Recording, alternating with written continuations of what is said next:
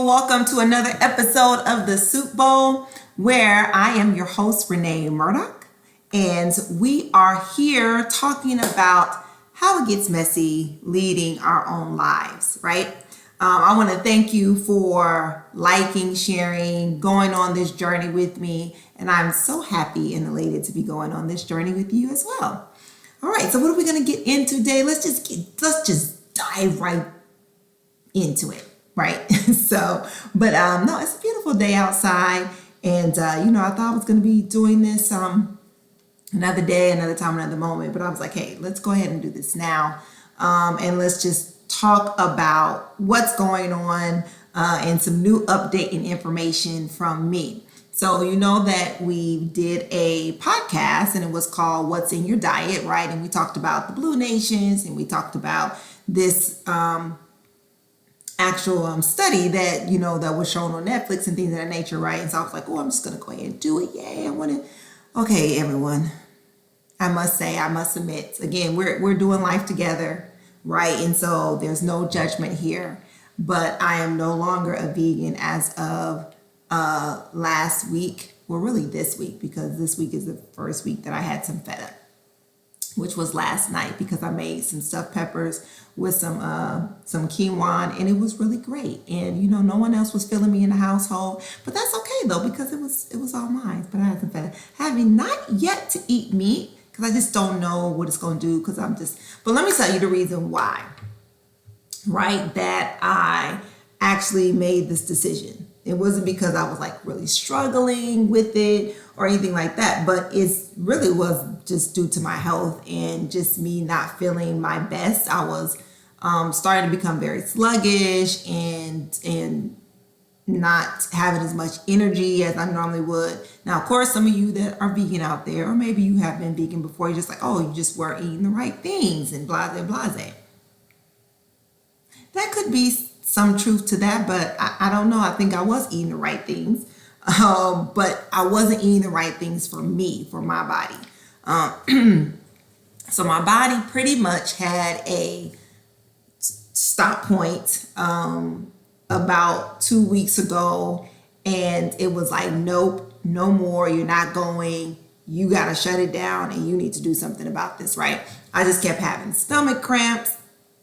It was just hurting really, really bad. And I couldn't like really stand up or sit up straight. I had to like lean forward or lay down for comfort. And this had went on for some days. Now, naturally, I thought that it was my menstrual. And then I was like, oh, hold up a second. This is not in the same place. And then it's just lingering on and on and on. And it's just not going away. And I thought about it. I was like, oh man, like I haven't had stomach aches in like, some time or whatnot. And I was like, something's really not right. And then I really couldn't stand up for a long period of time without wanting to sit down. And so everything that I was eating, and then I just kind of stopped eating because I was feeling nauseous, but I really wasn't throwing up. And so it just wasn't doing good. So anyway, my body was like, nope, no more. So I did go to the doctor, right? And hey, love the VA.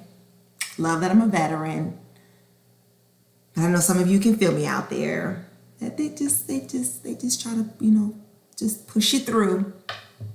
And it just so happened that I had literally just took all my tests for my women's wellness checkup. So that was really just a good thing, because then I didn't have to wait for that. So it was just kind of like in a timing that it just kind of worked out. But I did end up going into urgent care or whatnot, and then they had my test results. So, but what ended up, they're just like, oh, maybe you have, acid reflux or whatever. Does it hurt up here? And then I'm like, no, it's down here in my tummy, right? And so she's like, okay, we're just gonna give you some medicine, right? So I'm like, okay, great. So they give me this medicine. I take the medicine. Pain's still not going away. I'm like, no, this is just not working. So then I try to call back and get the same day appointment. And me, I just like to be, at work. But I was like, no, I have to go to this appointment. I have to take off. So I did, and so I went, and then she was just pressing down on my stomach, and I was just like, ow, ow. right? Excuse me.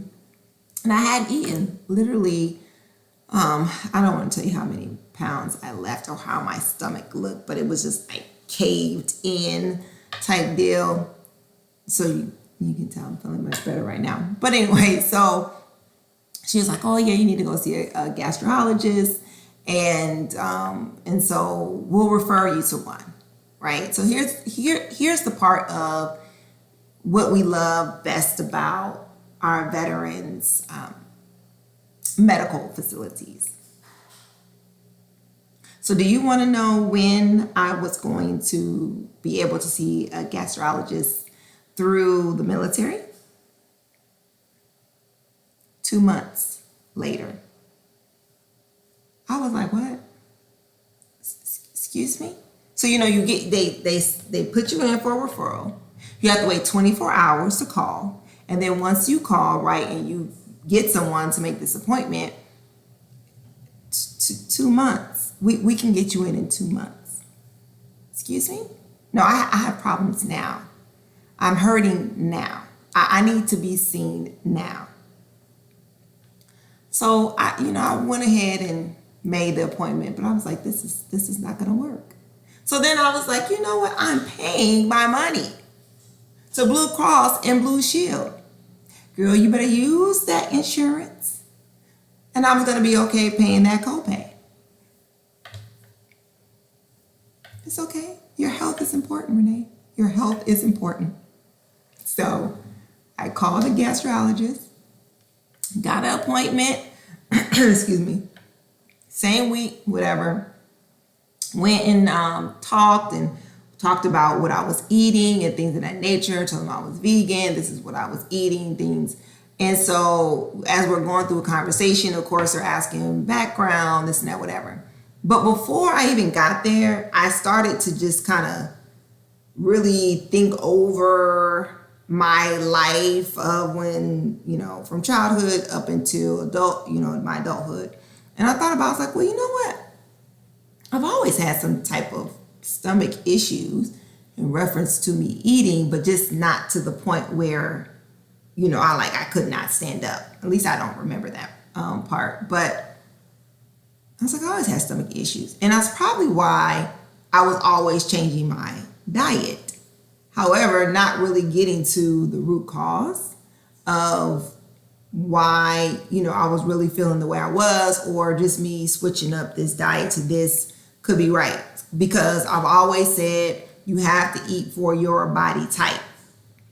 I read the book, Eat for Your Blood Type, right? There's things in there, but you have to eat for your body type, right? The things that you're putting into your body would tell you whether it's good for you or not. Now here it is, right? I'm a little bit older, and as you get older, I just think that, your body changes and things are just not sitting right? So of course I'm having issues with digesting certain foods. I don't know what food they are. However, I'm on the track to find out, okay? So I had to get this procedure done or whatever. It's just like my stomach lining was all messed up. I wasn't digesting anything, nor was I really eating anything at the time, nor was I going. My bowel movements was just not there, right? So I know you're like, well, Renee, why are you saying this? Because we're doing life together, right? Because I'm putting you on, right? Just like someone needs to be putting me on, right? Just like the nurse practitioner put me on, right? Because I'm just like, why nobody ever tell me this? Like I would have been doing this years ago. So anyway, as we were wrapping up, and I was just like, she's like, well, just make sure you eat this and that. And I was like, ma'am, I'm eating this and I'm not even eating this. So I really don't know what else to do when you're talking about diet. So then she said, well, have you tried the FODMAP diet? Have you ever heard of that? And I said, no, I've never heard of that before. Now, people have said, okay, so believers out there that fast, right, on a regular basis, or you do your once a year Daniel fast, or, no, only liquid, fast or whatever, you can kind of relate to the fact of like when you do those type of things, right, you're cleansing your body out, right? And then when it's over, some people just dive right back into it, right? And so you just kind of toxicate your system all over again after a period of time. But so I was thinking about, so maybe I just need to go on this, fast, right, to kind of cleanse my system out. And I was just like, but I'm really not really eating anything, every day I'm not having these sweets, right? But I was just like, yeah, I don't know. So anyway, so she told me about this. She gave me one sheet of paper. Thank you, Sharon, nurse practitioner.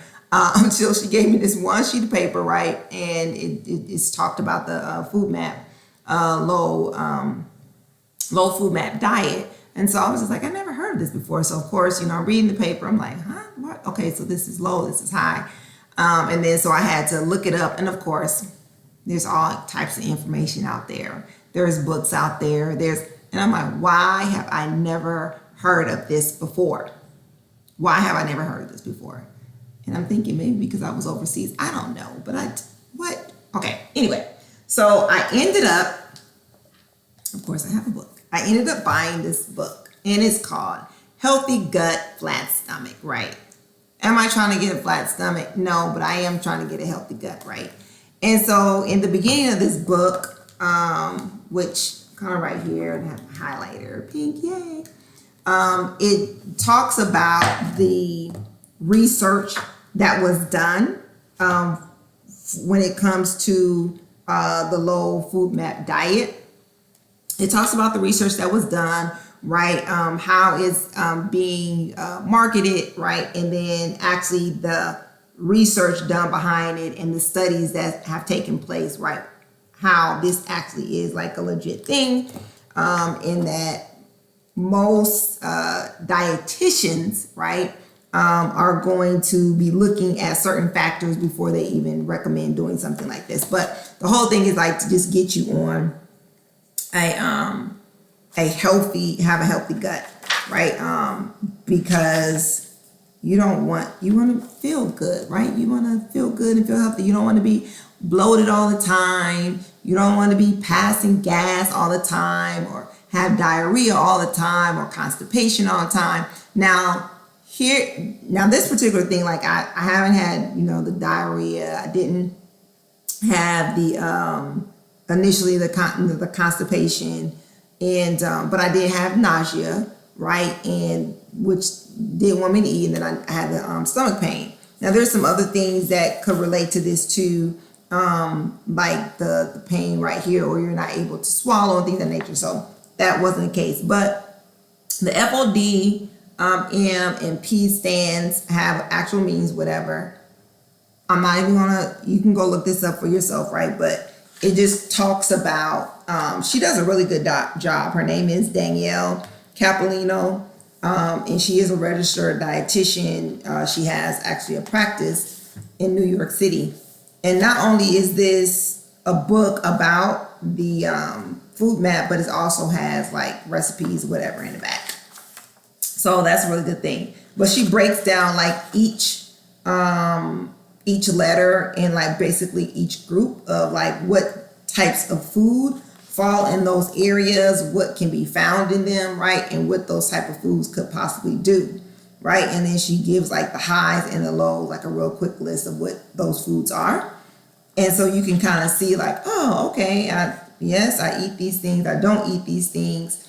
And then one thing that I noticed, I think that's in 3 groups, right, that I did consume a lot of, which I didn't realize from other foods that I was eating, is garlic and onions, because a lot of our seasoning, right, if it's kind of mixed seasoning, whatever, it does have garlic in it, or onions, right, or even your salad dressing. So I didn't realize. So pretty much, and then of course I had like minced garlic or something like that, but didn't realize that.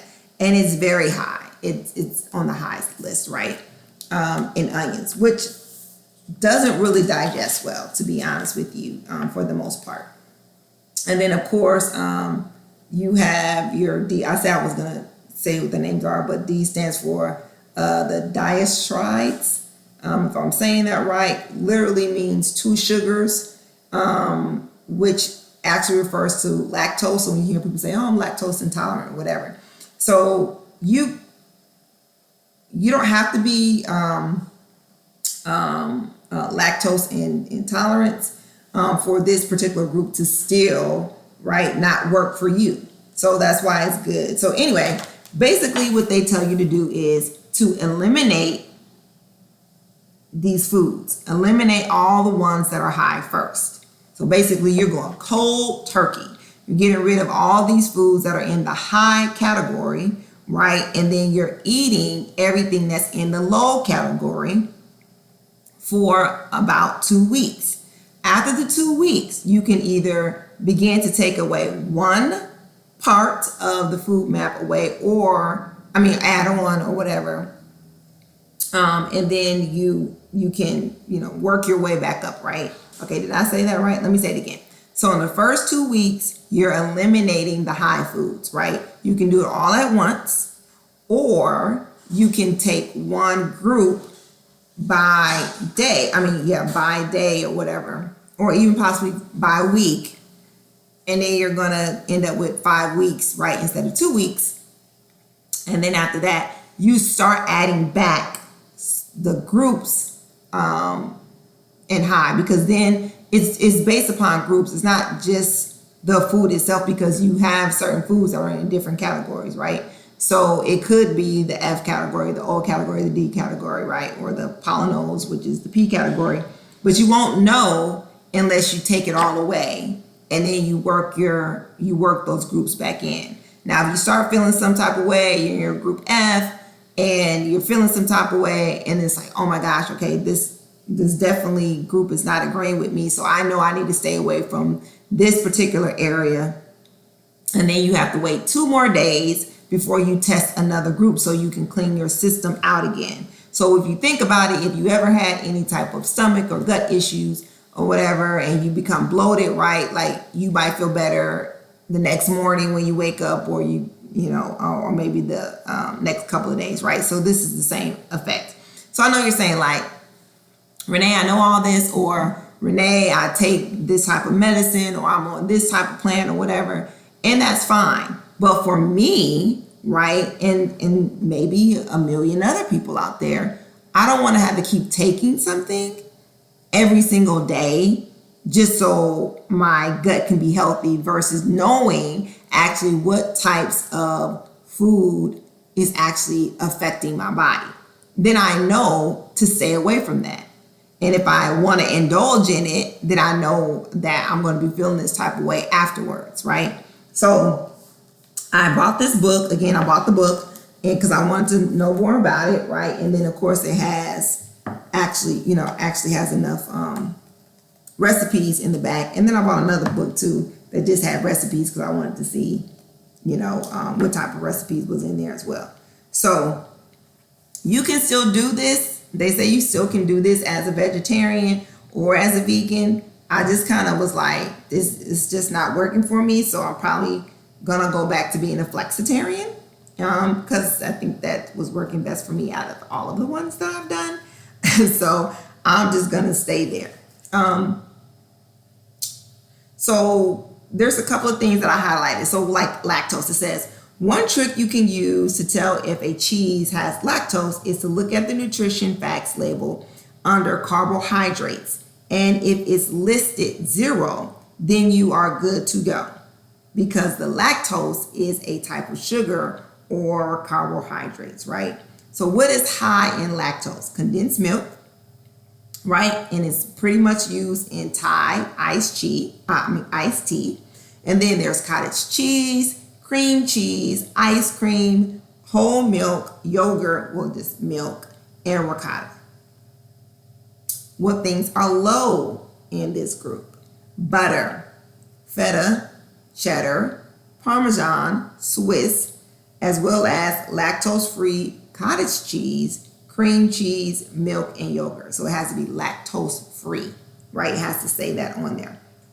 So even with the items that say lactose-free, like the cream cheese and the cottage cheese, you want to be mindful of how much you are using within a serving and also within the week. It's not saying, oh, I can eat this every single day, because anything that we overindulge in, can't be good for us, right? So these are the things like I was just kind of like, oh my gosh, how I'm going to remember this. I need to take a screenshot on my phone. I need to do whatever. I need to do something, right? So I'm still looking for an official good PDF list or something like that I can have as a quick cheat sheet. But I did buy this. Haha. Look at this, people. Look at this. This is the go-to food list that you can take with you to the store when you're going to go grocery shopping, right? Or when you're looking at recipes. So in case you don't actually get a book with the FODMAP Diet plan in there, then, with the recipes and you're trying to do your own recipes, you can base this off of this. Now, you're saying, Renee, why do you need to be on a diet plan? It's not so, I would say diet plan because you're trying to figure out where it is, but that does not mean that that's the way I'm going to live my life for the rest of my time here on earth. It's for me to know how to have a healthy gut and to keep a healthy gut at all times. I need to know what food is work for me and what food doesn't work for me, right? So it tells you the things that are high. See, look a little closer. The things that are high and low, and it's really awesome, right? So here are some things that I was eating while I was a vegan, and it's high, and it's not good for me. Black beans is high. Artichoke, high. Asparagus is high. What? Like butter beans, high. Cauliflower, high. Like that was like cauliflower and broccoli is like go-to, right, for me. I'm literally eating that at least once a week, right? Corn is medium. I like corn, right? Not so much sweet corn, but yeah. Anyway, garlic, high. We already talked about how I was using garlic or how it's found in everything. Kidney beans, high. I was famous for making that chili, that vegetarian chili when it was cold outside. Anyway, mushrooms. I was using them on my vegan pizza. Onions is high. Scallions, high. Snow peas, soya beans, high. Sugar snap peas, high. Split peas, high. Sweet potatoes are medium. Tomatoes, sun-dried is medium. So like the good thing about it is like is broken down like to vegetables, and then it goes like into fruits. It's like a three list thing here. Yeah. So of course I was reading this. He's like, you're gonna read me the whole list? I was like, no, but I can. But I'm just reading like the things that, I was literally eating and wasn't aware of. Banana, ripe. A ripe banana is high. And I would take the bananas and I would buy them unripe. And I would tear them apart and I would leave them sitting right on the counter until they became ripe. And then I would eat them. I'm not good. That's not good. Blackberries, high. Boysenberries, high. Cherries, high. Right? Coconut, medium.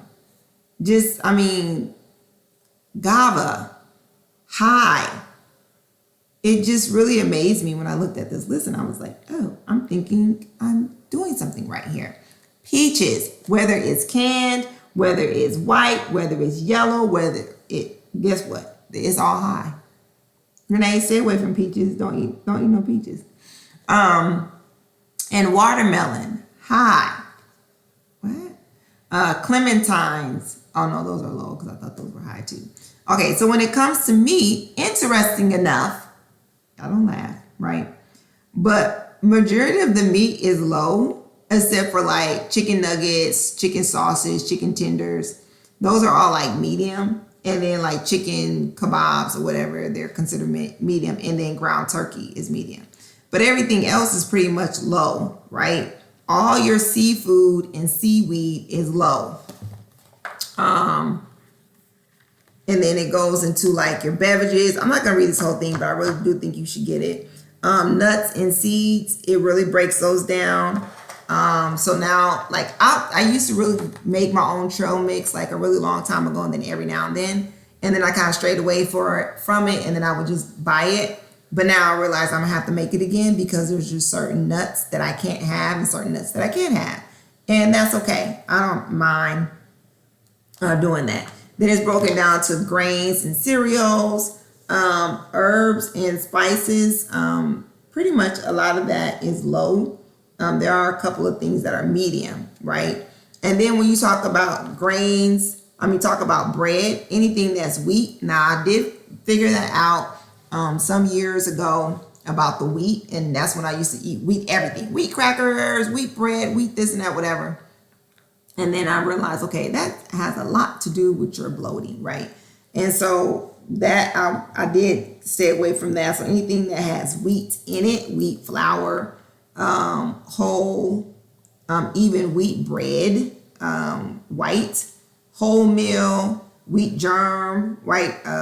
Wheat grain, sprouted, all those types of bread that I used to eat years ago, right? I pretty much stopped eating wheat, things like that. But it just lists that. But this is just a really good list. I know I've said a lot. I encourage you to either buy her book, right? If you are, right, having some type of gut issues other than getting on some type of medication or even some type of plan where you have to keep it up or whatever and pay for it, and then just take the time out. It takes discipline. Let me tell you something about ourselves, is that we are in a time where we have a lot of information at our fingertips. We can find information anywhere and everywhere about anything. So there is no reason why there should be any lack of knowledge. However, we can have a lack of understanding, but we should not have any lack of knowledge, right, of getting information. The problem is that we don't want to discipline ourselves. We don't want to discipline ourselves. So the fact that we don't want to discipline ourselves is the reason why we stay on medication, the reason why we stay on certain plans or diet plans and all this type of stuff is because we don't want to discipline ourselves. Now, remember earlier I said, I'm in the process of finding out what group does not work for me. Not the food itself, but the group itself that does not work for me. I'm in the process of doing that. Now that I know this, if I decide to continue to eat certain things, then I know that I'm going to feel this way, right? My body's going to be like, nope, stop, lay down. You can't do this anymore. Or I'm just going to be in pain. So like I said, years ago, right, about 10 years ago, I found out about the wheat. Me and wheat don't mix, right? And so if I continue to keep eating wheat bread or wheat crackers or whatever the case may be, or things with wheat flour, then I was doing myself an injustice. Right? It just takes discipline, people. It just takes discipline to make sure that you stay the course. So if you want to get off a diet plan, if you want to get off medication, believe you, there are plenty of people out there that are witnesses that you can get off medication, because medication, to me, all just is the onset of just continuously that incurs other issues within your body that makes you take more medication. And I'm like, I'm not going to be the person that's going to have, 5, 6, 7, 8, 10 pill bottles on my counter as I'm getting older. No, I'm just going to have to discipline myself. It's okay, right, that you can't have, garlic, right, on, your chicken breast or whatever. I'm not going to die. I'm not losing out on life because I can't have garlic, right? I'm not losing out. I'm not losing out, right, if I, can't have, an apple, right, or an apricot, which is high. So I still get to enjoy all these other different things on here. So you have to ask yourself, do you really want to live a long, prosperous, healthy, happy, and joyful, feeling good about yourself inside and out for your days on this earth? You ask yourself that question.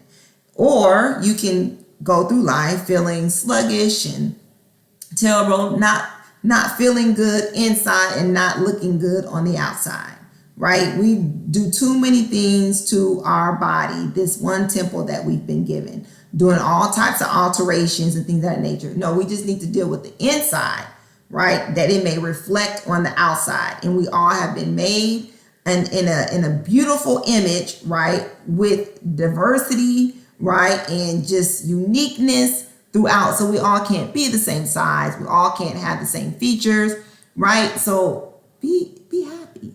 Be settled in knowing that you were beautifully made in the image and the likeness of our Creator, right? So there's nothing wrong with you, right? There's nothing wrong with your skin tone. There's nothing wrong with your lips. There's nothing wrong with your nose, your ears, right? Your thighs, your butt. Like, there's nothing wrong with these things if we are doing what we should be doing, right?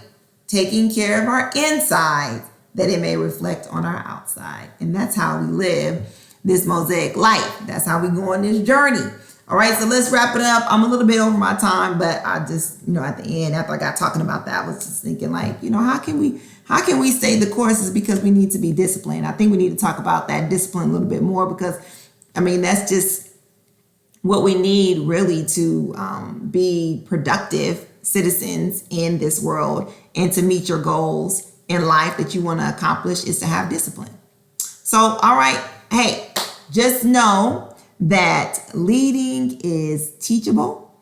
We all are taking this day by day, all right, and not trying to take leaps and bounds into things, but it just takes time. It takes time, people. And hey, we're not meant to do it alone, but we're meant to do it together. So thank you for going on this journey with me. And until next time, I love you, and there's nothing that you can do about it. Be blessed.